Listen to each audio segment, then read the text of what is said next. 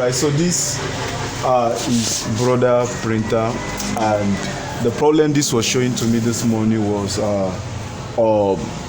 print unable EC error, and it was talking about maintenance.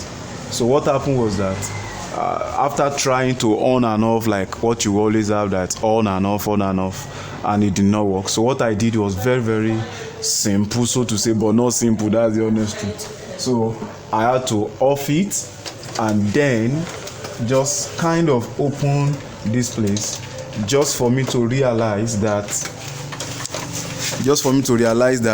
the fan is not rolling. So the moment I opened this side of the brother printer, I then just a little cleaning and instantly started rotating. So what I want to share with you here is that in case you have such similar problem of unable print EC machine error, just try and open this place up. Don't touch too much things.